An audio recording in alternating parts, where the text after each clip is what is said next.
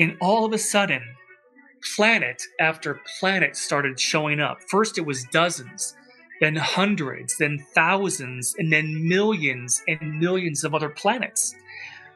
And what he went to tell me was that everybody, when we were created with soulmates.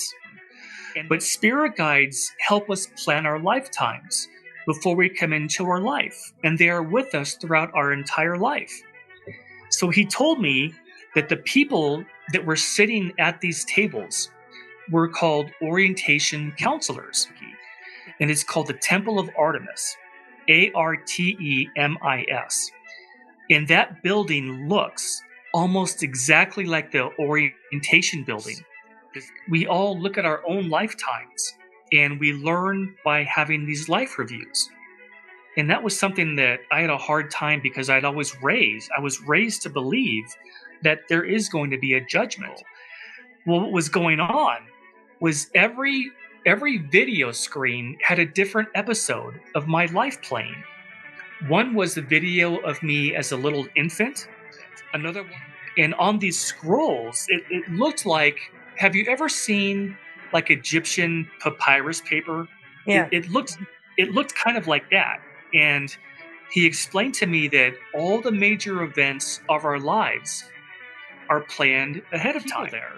And they were applauding, they were laughing, hugging this man, congratulating him for having had a life. And the reason that it's a big deal is there are many, many souls who don't want to come to Earth because it is so hard. It was a long room, and there was one movie screen up in the front. And my guide said, I'm going to show you past lifetimes. What makes my experience so unique is they bypassed all that. I didn't see the tunnel. I didn't see the white light. They put me on the other side of the white light. And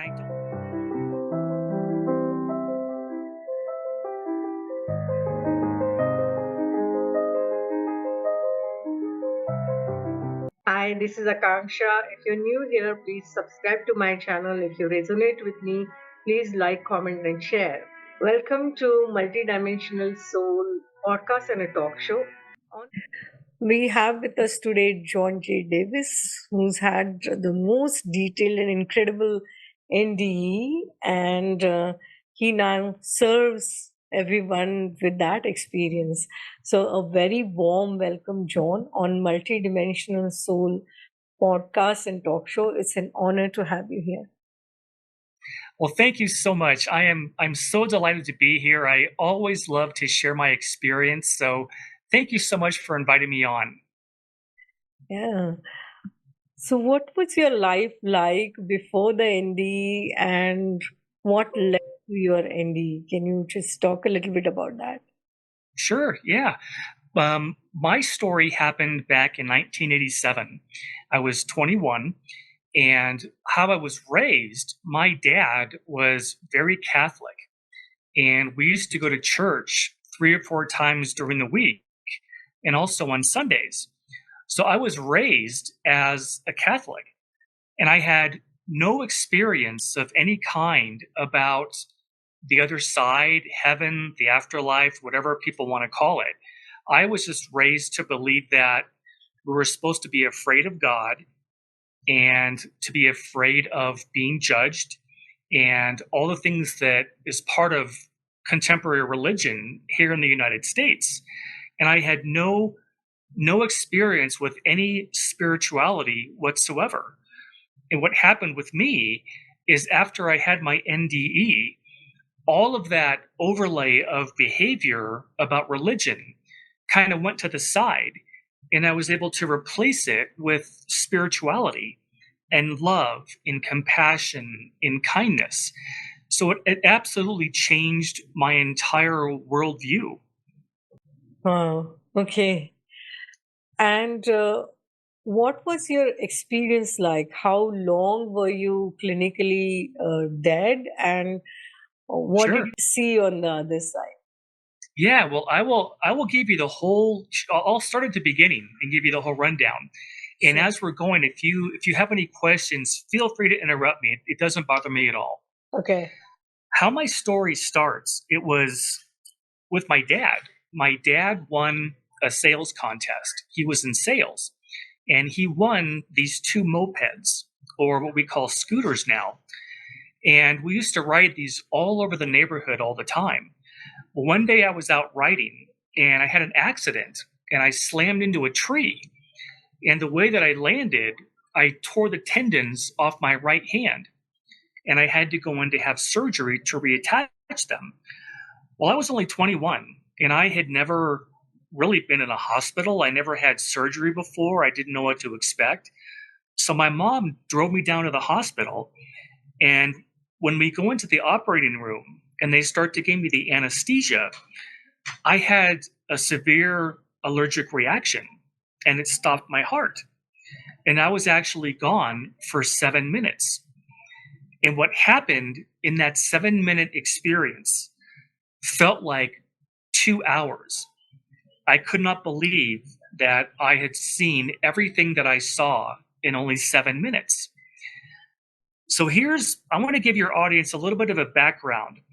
In terms of what made my experience so unique is, at least here in the States, when we hear about people's near-death experiences, a lot of times there's an accident or there's an illness and the person passes and they find themselves floating above their bodies, looking down, and then they become aware of a tunnel. And as they start to move down this tunnel, they're aware of a white light at the end of this tunnel. And as they're going down, they're met by somebody that passed before them, a loved one, a parent, somebody who tells them, it's not your time. You have to go back. So we've never known what happens on the other side of that white light. Well, what they did with me, what makes my experience so unique, is they bypassed all that. I didn't see the tunnel. I didn't see the white light. They put me on the other side of the white light. And I don't know how they did that. So that's where my story starts, is what happens on the other side of that white light. So I'm in the hospital and my heart stops and I physically die. The next thing that happened is I woke up and I was standing in the most beautiful building I had ever seen. It was made of white polished marble, and it was so long, so far, I could not see the end of this building. That's how long it was. It could have been miles long. I don't know.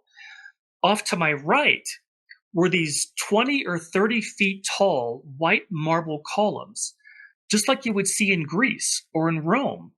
And they went all the way down as far as you could see, about 6 feet apart. One column, then the next, then the next. In the middle of this beautiful building were these tables, about the size of a person's average dining room table or kitchen table. And there were 2 people sitting at every one of these tables. Well, right about then, in my left ear, I heard, "My name is Alan. I'm your spirit guide." And what happened is he took me on this journey to see all these different places in heaven or the other side or the afterlife. And he talked to me in my left ear the entire time. And he told me everything that he was showing me. And the people, he said that the building that I was in was called the Orientation Center. And on the left-hand side, this was the most extraordinary part. When I looked to my left, it was like this beautiful white marble wall, but there were doorways. They looked like like a door with 90-degree angles, and they went all the way down as far as you could see, about 6 feet apart, were these tunnels. And my guide told me we all have spirit guides, and I had never heard of a spirit guide before. I didn't know what they were. I never heard the term. But spirit guides help us plan our lifetimes before we come into our life, and they are with us throughout our entire life. So he told me that the people that were sitting at these tables, were called orientation counselors. And what they do is they help people when they pass, help them remember where they're from. So my guide said, look at the next tunnel. So I looked up and there was a man coming through. He was an elderly gentleman. He was probably in his 80s or 90s, and he had lived a long life. And he was standing at this tunnel entrance. Well, this woman that was sitting next to that tunnel, she stood up. She walked over to him. She took his hands in hers, and she walked them back to the table, and they sat down, and they sat across from each other. And she held his hands the entire time. Well, my guide said to watch him. And as I was watching him, he began to change. And he changed from an elderly man into a young man in his 30s. And my guide said, everybody on the other side is in their 30s. And I don't know why that is. They didn't tell me what the reason is. I don't know if it was because Jesus was in his 30s or a Buddha, or I don't know. So I'm watching him and he changes to a young man again. And my guide told me that when a person passes on Earth, they all come through these tunnels. And that's what they see when they see the white light. The other side of the white light is this orientation center. And that's the first place that souls come into when they finish a lifetime here on Earth. And the reason that they're there, the reason these counselors are there, is because most of us don't remember where we're from. When we come into a life, God somehow makes it so that most of us don't remember where we're from. And a lot of people get very confused. They all of a sudden, they might pass in a hospital and then they find themselves in this tunnel and they sometimes get confused. Well, that's what these counselors do. They help them remember where they're from. So when he was done talking to her, he stood up and he walked off to the right where those big marble columns are. And he walked between the columns down 3 steps into what I call the gardens. I don't know if that's what the other side calls them, but it looked like beautiful, perfect gardens. Kind of like the gardens you would see in England. Beautiful, manicured, gorgeous, perfect gardens. The greenest grass I'd ever seen, and flowers and beautiful trees everywhere. And there were all these people there. And my guide said, this is when we have the reunion. And what that means is that everybody that gentleman had known in his lifetime that passed before him, and everybody that he already knew on the other side, were waiting for him. And all these people, there must have been several hundred people there. And they were applauding, they were laughing, hugging this man, congratulating him for having had a life. And the reason that it's a big deal is there are many, many souls who don't want to come to Earth because it is so hard. And so those of us that come in, they look at us like being warriors or fighters. And it's such a big deal when someone finishes their life. So all these people are there to meet him. And what was so interesting to me, and I still think about this all the time, when I was in that building, every one of these tables, they didn't have computers on them. There were no notes or files, and I don't know how these people knew who was going to come through and when, but they did. Somebody knew, they know when someone's about to pass, and they tell all these people that knew him, and they all wait for him. And I thought that was absolutely fantastic that everyone is there. And also, something else I learned.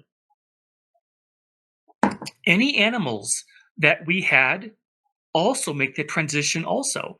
Pets make the transition and they're there waiting for us when we come back also. And that was called the reunion. And the building that I always like to share with people, there's a building in the country of Turkey, and it's called the Temple of Artemis, Artemis. And that building looks almost exactly like the orientation building. this big, huge, long building with white marble columns. So if any of your listeners want to see what the buildings looked like, they can do a Google search and look at the Temple of Artemis. So what happened next is my guide started to take me on this journey of these different places. And what he did, he took me to the outside of these places first so I could see what they looked like. And then he took me to the inside. So the first place he takes me to is this sprawling, huge, rectangular building. We have nothing like it here on Earth. It was so large. And there were white marble columns all around the sides and all around the back and front. So he takes me to the inside, and he takes me to a room, and it's a round room. It looks like a round theater. And when I looked up, there were all these movie screens, all in a big circle, all around my head. And my guide said, "This is the life review." And all of a sudden, every one of these screens lit up. It was like they were playing a movie. There must have been 15 or 20 different screens in this big circle. Well, what was going on was every video screen had a different episode of my life playing. One was a video of me as a little infant. Another one was a video of me as a toddler. Another one was me going to my first day of a kindergarten. Every single screen had a different episode of my life playing until the age that I was when I was 21. And what was so interesting about this is when a person has a life review, you can actually feel how your actions affected other people. There was a boy, his name was Troy, in our school, and I must have been in second or third grade. We were all at recess, and this boy Troy had some kind of a health problem when he couldn't walk without crutches. So we're out on the playground, and he fell, and I ran over to him and I helped pick him up and help him get his crutches back on. I never thought anything about that. It didn't occur to me that that meant anything. Well, during the life review, I felt from him how much he appreciated me going over to help him. And I never thought that meant anything at all. But the life review also shows you if you hurt somebody, you feel what the other person feels if you intentionally tried to hurt somebody. And that is the greatest teacher of the soul, is the life review. That's how the soul learns that we can't hurt people. You don't do that. You don't hurt other people. And that was an extraordinary part of my NDE because I had never known anything about that. And extraordinarily, I learned too that there is no such thing as judgment. God doesn't judge us. We all look at our own lifetimes and we learn by having these life reviews. And that was something that I had a hard time because I was raised to believe that there is going to be a judgment, that everybody gets judged. Well, and something that is hard to explain, but when I was over there, you can feel God. You can feel how much he loves us, how much he loves and cherishes us, that he would never throw any soul away into a fiery pit of darkness for eternity. That doesn't happen. So that was a wonderful thing to learn. And that was called the life review. The next place he takes me to, again, is another huge, big building with marble columns, white marble columns everywhere. And we go on the inside. And the inside looked like what we would call a regular movie theater. It was a long room, and there was one movie screen up in the front. And my guide said, "I'm going to show you past lifetimes." Well, this was something that was extraordinary for me because as a Catholic, we're never told about that. We're not told that past lifetimes are real, but they really are. And he says, "I want to show you past lifetimes." So the screen lights up like the movie's starting, and the first lifetime is me, and I have a shaved head, And I'm a monk with a big red gown on, and it's in a monastery. And my job in that lifetime was to teach little kids how to become monks. And I didn't look like myself in this life, but I knew looking at the screen that that was me in a previous lifetime. And that life occurred somewhere in Southeast Asia. And then that disappeared. Then the next life comes on, and it's me as I'm a shoe peddler, and I have a wooden wheelbarrow, and I have all of these shoes inside this wheelbarrow, and I'm pushing it down this cobblestone road. And what my job was in that life, I fixed people's shoes, and I brought them back to the village when they were repaired. I was like a person who fixed people's shoes. And then that one disappeared. And the third life showed up, and I was standing in a wooden boat, and I was on a lake or an ocean, and I was throwing a net into the water to catch fish. And part of my job in that lifetime was to help get fish to feed the village. And that lifetime happened somewhere in the Middle East. And that was something that was hard for me to accept because I didn't know we had past lifetimes. And what's interesting too is my guide said it's totally up to the individual soul when they want to come into a lifetime. Nobody forces us to. It's totally up to the soul to have as many lifetimes they want or as few as they want. It's up to each and every one of us. And that was the past life building. The next building he took me to was a gorgeous round building, absolutely huge, and it had a big dome on top. And there's a building in Italy, in Rome, that looked like this building. It has a big dome on top. And my guide told me that this is where we go when we plan a lifetime. So we go inside this building and we walk up to a marble table, beautiful white marble. And there's a scroll sitting on this table with a blue ribbon wrapped around it. And my guide said, our lifetimes are actually planned. None of us is an accident. And on these scrolls, it looked like, have you ever seen like Egyptian papyrus paper? Yeah. It looked kind of like that. And he explained to me that all the major events of our lives are planned ahead of time. We plan what we want to accomplish for the things that we want to learn.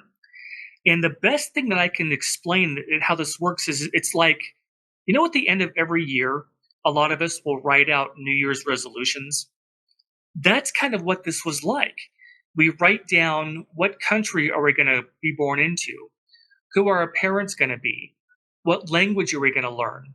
Are we going to go to university? Are we going to have a particular field? Are we going to have kids? All these things go into a life chart, and we actually write down on these charts what we want to accomplish. So I took the ribbon off the scroll and I rolled it out on the table, and I could immediately see that it was black writing. And you know what it looked like?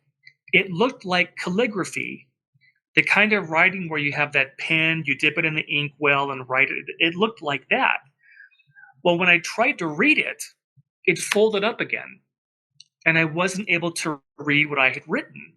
And the reason was because if I had known some of the experiences I had planned for myself, I may not have gone through with them. Well, right about then, I looked over to my right, and there was this huge wall full of scrolls. All of these scrolls were on this wall. And my guide said, everybody that's having a lifetime has these scrolls. And when we finish our lives, we come back to the other side, we take our scroll, and we look to see if we accomplished what we set out to accomplish. And that's the reason that we write these scrolls. Well, right then I also looked to my left. And as I looked to my left, there was this huge sprawling window. And as I looked out, there was a walkway, and there were all these people walking back and forth. And this is the first time that I saw anybody else, really. And the people, they look just like we do. Just like I can see you, there are people that have dark hair. Some people have blonde hair. Some people are shorter. Others are taller. They look just like we do. And they were walking back and forth. So wherever I was on the other side, it was really busy. It was a very busy area.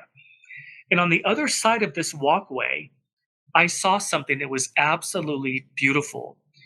There was a lake, this beautiful round lake, and it was so still. It looked like glass. And I could see the bottom of this lake. It was so clear. And all around the lake's circumference were these weeping willow trees. You know those trees that come down like this? Yeah. All their roots come down, their leaves, and all the leaves were floating on the top of the water. It was absolutely breathtakingly beautiful.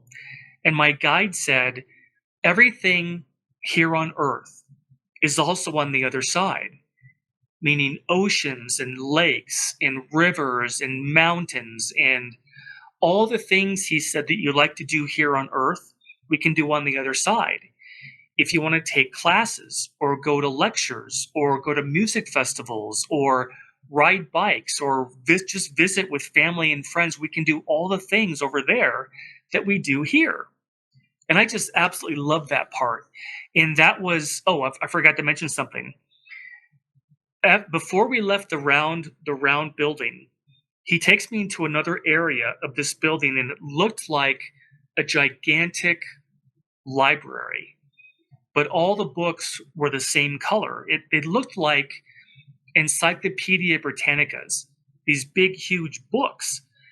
And he walked me up to one, and I could see that all these books had gold lettering on them, but the lettering didn't go horizontal. The lettering was vertical, with the name of the book going down from top to bottom. And he walks me up to mine, and it said Nina, Nina, Nina. And he told me that's the name of my soulmate. And what he went to tell me was that everybody, when we were created with soulmates. And that is our perfect mate that we have on the other side. And what the book contains, all these books have everything about that soul, what they are learning, what kind of lifetimes they've had, all the different lives that they've had. Everything is in that book. And we all have a soulmate. And I thought that was fantastic. And I had never heard the term soulmate before. I never heard the term. Now here's the my favorite part about my NDE. He takes me to another building, and this time, this one wasn't made of marble, or it wasn't white. It looked like it was made out of some kind of a steel or metal. And it was this huge stadium building. It looked like the place that you would go to watch a football game or soccer or something like that, a big stadium. So we go in the inside, and all the lights are on. This place was really bright inside, and there were thousands of seats, and it was empty. It was just me. And I looked up, and it was a round ceiling. And what it was a planetarium. Did you ever have those field trips as a kid where you went to the planetarium? Yeah. Yeah. Where there are stars and everything. Yes, exactly. And there was a gentleman behind me. And remember earlier when I said that my guide told me that there are people on the other side that people love to work in what they love to do. And it's not like here where we have to work to pay bills. On the other side, you just do the things that you love to do. So the gentleman that was behind me, he knew everything about galaxies and stars and astronomy. And he said, let's begin. All of a sudden, all the lights went off. It was pitch black. And I sat down, and he said, when you look at the stars, this is what you see. And what he was talking about was everybody on Earth at that level of development. When they look at the stars, this is what they see. And all of a sudden, our sun showed up, then Mercury, then Mars, Venus, Earth, all the planets in our solar system. And then it disappeared. And then he said, when we look at the stars, this is what we see. And he was talking about everybody on the other side at their level of knowledge and development. And all of a sudden, planet after planet started showing up. First, it was dozens, then hundreds, then thousands, and then millions and millions of other planets. And I think, and he said to me, there is far more life in the universe than you can possibly imagine. And I think there were two reasons why my guide took me here, was to let me to tell people that Earth is not the only inhabited planet. And the second reason was that Earth is not the only place we can go to have a lifetime. There are apparently unlimited numbers of worlds where we can have lives on. And when I was a kid, I grew up watching the original Star Trek with Captain Kirk. Do you remember that show? Yes, I very much. I loved that I show. I loved would it too. Yeah. yeah, I would come home from school and I would watch reruns every day in the afternoon. And I always believed that there had to be more out there in the universe than just this planet.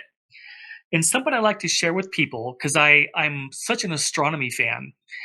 I learned a lot about astronomy since I had my NDE. And when we look at where we are in the universe, we're in the Milky Way galaxy.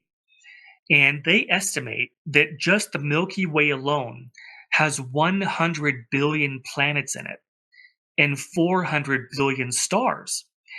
And distances are so vast in space that how astronomers measure time is by how far light travels in a year. Because light is the fastest speed that we as humans know, which is 184,000 miles a second. So if we had one ship that could travel at the speed of light, it would take 99,000 years for that ship to get to the other end of just our galaxy. And here's the thing that blew my mind. They think that there are over 2 trillion galaxies in the universe.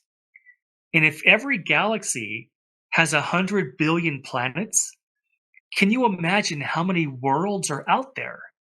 It's a strong. I can't even comprehend that. And that's when I realized from my experience that we can have lifetimes on an innumerable number of planets. Earth is only one. Yeah. And that was my favorite part about the NDE. Did they show you any lifetime on any other planet of yours? No, the ones they showed me were just the ones here on Earth. Okay. Yeah, really good question.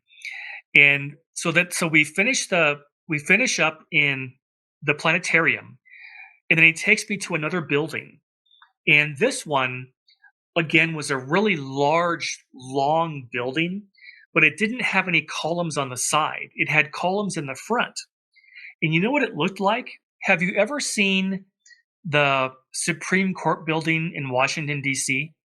Yeah. It has the columns in the front and all the steps leading up to it. That's what this building looked like. So he takes me to the inside, and when we get inside, it's a library, and I can see all these bookshelves everywhere, like 20 or 30 feet high, with books everywhere. And my guide said, everything you've ever wanted to learn, you can learn at this library. And there were people everywhere. There were people looking for books. There were people studying. There were people visiting with each other.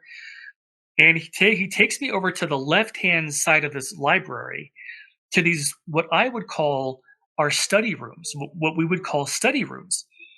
He walks me up to this one of the rooms, and there was a woman sitting there with her back to me.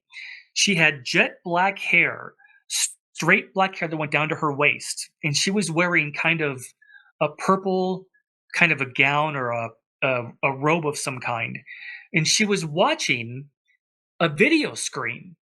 And back in 1987, the televisions that we had were these huge, big, gigantic TVs. They were really thick and really heavy.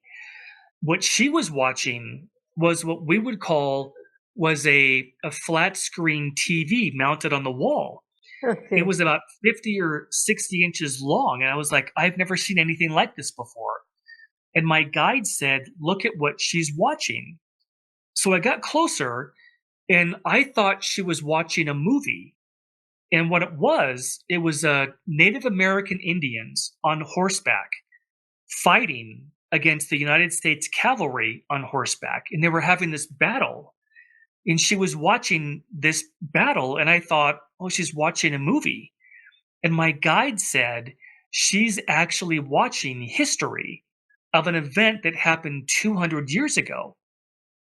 And I thought, how is that possible? We didn't have video cameras back then. How could she be watching something that happened 200 years ago? And my guide said everything gets recorded. Recorded, yes. And I cannot for the life of me understand how that is possible. But So, it's God. Everything about our lifetimes are recorded. So yeah. what this girl was doing, she was interested in learning about that particular time of Earth's history. And she went to the library, went to one of these rooms, and you can watch anything that happened in history. And I thought that was just absolutely fascinating. I can't wait to get back because there's so many things I want to learn about. Right. So when you said that there were people, I'm assuming they're souls, and Yeah. these spirit guides, are they like our same height, or what I have heard is that these are very very tall, the light beings kind of. I don't know. I never, and I don't know why I didn't do this, but I never turned around to look at my guide. I never looked. He was just talking to me the entire time in my ear. So Okay. I don't know how tall. Everybody I saw, though, like all the people that were in that walkway and all the people in the library, I would say they were just average size. I Hmm. didn't see, I didn't see any angels. I just saw ordinary, everyday people. Okay. So I don't know if there are tall beings. I don't know. Okay. So Okay. that was the library. The Hmm. next place he took me to was something that I really liked a lot too. He took me to a castle, and it was a castle like you would see in England or France. This huge castle made out of stone, and it looked brand new, like it was just made. It was absolutely perfect. So he takes me to this castle and he says, let's go in. So we go inside, and there's red carpet all over the floor, and you felt like royalty. And he explained to me that on the other side, people still learn. When we come into a lifetime, one of the main reasons we come here is to learn lessons, to experience things that we can't experience on the other side. And he said that if you didn't have a lifetime during medieval Europe, there are places on the other side where you can go to see what the buildings look like. And that's where he took me to, at this castle. And we walk in, and on both sides of the walls, there are paintings, life size paintings of all the people that had lived during that time period. Like one picture was King George, and it was a life size picture of what he looked like and also what he was wearing. And this went all the way down. You could see all these different people. Well, in front of every one of these paintings, there was a podium. And on top of the podium was a book. And the book was about that person's lifetime.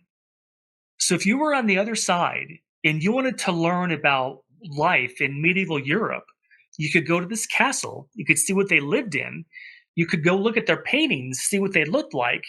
And you could look at this book and read through it about their life here on Earth. So I'm standing there, and off to my right, I look over, and there's a woman who was walking down this circular staircase. And she walked down. She had kind of strawberry blonde hair, and she was wearing a kind of a tunic or a robe that was kind of peach color. And she walked up to me and she talked to me and she said, is there anything I can help you find? And I said the stupidest thing to her that I still can't believe I said this. I said, "No thanks, I'm just looking." And it was like being in a shoe store that I'm just looking. I could have asked this girl anything, who are you? Where am I? I thought I was supposed to be having surgery. What's going on? My guide said, on the other side, she is what we would call a professor or a teacher. And she loved everything about that particular era in Earth's history. She was like a historian. So if Wow. you wanted to learn about that particular time period, you could go talk to someone like her. So I just thought that was absolutely fascinating, absolutely incredible to see that done. Knew her name? No, I didn't even ask her. I didn't ask her. I was so shocked. I didn't know what to say. Thank you for tuning in from wherever you are in the world. As Ramdas says, that we are just walking each other home. So thank you for co-creating the new earth along with me and my guests. If you resonate with me, subscribe to my channel, like, comment, and share. Let's keep this beautiful energy in flow, in motion. Namaste. Lots of love.